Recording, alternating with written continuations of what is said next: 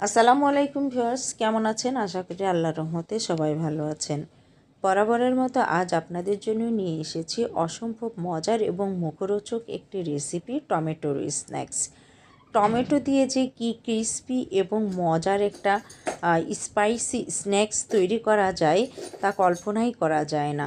আপনারা বাড়িতে যদি এভাবে স্ন্যাক্সটি তৈরি করেন দেখবেন খেতে অসম্ভব ভালো লাগে এবং ছোট বড় সকলে খুবই পছন্দ করবে। তো চলুন ভিউয়ার্স, আজকের ভিডিও শুরু করি কিভাবে তৈরি করেছি এই অসম্ভব মজার ক্রিস্পি টমেটোর স্ন্যাক্স। এই স্ন্যাক্সটি তৈরি করার জন্য আমি 4টা মিডিয়াম সাইজের টমেটো নিয়েছি এবং অবশ্যই পাকা টমেটো হতে হবে। তো ইচ্ছে করলে কিন্তু আপনারা কাঁচা টমেটো দিয়েও করতে পারেন। তো আমি আজকে পাকা টমেটো করে দেখিয়ে দিয়েছি। তো এই টমেটোটা ভালোভাবে ধুয়ে এভাবে কুচি কুচি করে কেটে নিয়েছি। অবশ্যই চেষ্টা করবেন যেন পাতলা করে কাটার। তো এভাবে আমি কেটে নিয়েছি। কিছু উপকরণ অ্যাড করে দিচ্ছি। হাফ কাপ পরিমাণে দিয়ে দিয়েছি পেঁয়াজ কুচি। এরপর দিয়ে দিচ্ছি মরিচ কুচি 1/4 কাপ পরিমাণ। দিয়ে দিচ্ছি ধনিয়া পাতা কুচি হাফ কাপ পরিমাণ। ফ্লেভারের জন্য যারা পছন্দ করেন না তারা অ্যাভয়েড করতে পারেন। তো দিয়ে দিচ্ছি লবণ 1 টিস্পুন পরিমাণ। দিয়ে দিচ্ছি হলুদের গুঁড়া হাফ টিস্পুন পরিমাণ। চাট মশলা দিয়ে দিচ্ছি 1 টেবিল চামচ পরিমাণ। এরপর সমস্ত উপকরণগুলো হাত দিয়ে একটু মাখিয়ে নিচ্ছি যেন সমস্ত মশলাগুলো টমেটোর সাথে ভালোভাবে লেগে যায়।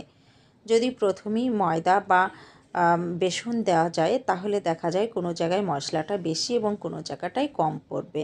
এরপর দিয়ে দিচ্ছি ময়দা 1 কাপ পরিমাণ। প্রথমে হাফ কাপ পরিমাণ ময়দা দিয়ে ভালোভাবে একটু মাখিয়ে নিচ্ছি। তবে ময়দার পরিমাণটা কম বেশি হতে পারে টমেটোর উপরে বেসিস করে, কেননা টমেটো অনেকটা পাতলা হয়, কোনোটা একটু শক্ত হয়, কোনোটা রস কম হয়।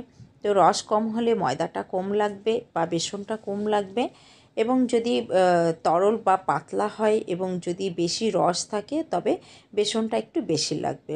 তো আমার এখানে 4টা টমেটোর জন্য আমার 1 কাপ পরিমাণ বেসন লেগেছে। তো এভাবে ভালোভাবে মাখিয়ে নিচ্ছি। তো দেখতে পাচ্ছেন মাখানোটা কি লোভনীয় হয়েছে। ভাজলে কিন্তু এই টমেটোর স্ন্যাক্সটি খেতে খুব ভালো লাগে। তো এভাবে মাখিয়ে নিচ্ছি। তারপর পাত্রে আগে থেকেই তেল গরম করে রেখেছি। তো এরপর ছোট ছোট করে আপনারা ইচ্ছে করলে বল তৈরি করতে পারেন। তো ঠিক এভাবে বড়া ভাজার মতো বা টিকিয়ার মতো করে আমি সমস্ত টমেটোর স্ন্যাক্সগুলো আমি ভেজে নিচ্ছি। তো ভিউয়ার্স, ভাজতে ভাজতে আপনাদের কাছে ছোট্ট একটি রিকোয়েস্ট, যারা আমার চ্যানেলটি এখনও সাবস্ক্রাইব করেনি দয়া করে চ্যানেলটি সাবস্ক্রাইব করে পাশে থাকা বেল বাটনটি বাজিয়ে দিন। যখনই নতুন কোনো ভিডিও আপলোড দেবো সর্বপ্রথম নোটিফিকেশন আপনারা পেয়ে যাবেন। আর যারা আমার চ্যানেলটি সাবস্ক্রাইব করেছেন তাদের অসংখ্য ধন্যবাদ। তো ভিউয়ার্স, আমার ভিডিওটি যদি আপনাদের ভালো লেগে থাকে তবে অবশ্যই কমেন্ট বক্সে জানাবেন কেমন লাগলো। তো এভাবে লাল লাল করে আমি এই সমস্ত বড়া বা টিকিয়াগুলো এভাবে ভেজে নিয়েছি। তো ভিউয়ার্স, আপনারা বুঝতেই পাচ্ছেন টমেটো যেহেতু টক, তার মধ্যে আমি মরিচের পরিমাণটা একটু বেশি দিয়েছি। মরিচ পেঁয়াজটা একটু বেশি দিলে এই স্ন্যাক্সটি খেতে অসম্ভব ভালো লাগে।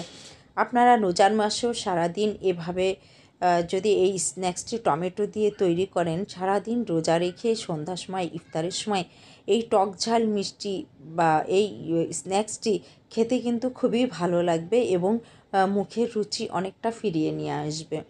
তো এই স্পাইসি যে একটা হট ঝাল ঝাল ভাব, টক টক ভাব, এটা কিন্তু আসলে অনেকেই পছন্দ করে।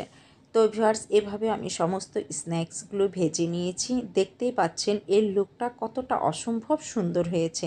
আমি ভেঙে দেখিয়ে দিচ্ছি যে এর যে টিকিয়াটা দেখতে কতটা সুন্দর এবং খেতেও কিন্তু অসম্ভব ভালো লাগবে। তো ভিউয়ার, যদি ভালো লেগে থাকে ভিডিওটি অবশ্যই লাইক কমেন্ট শেয়ার আশা করছি। আর ভালো থাকবেন, সুস্থ থাকবেন, আমার জন্য দোয়া করবেন। আল্লাহ হাফেজ।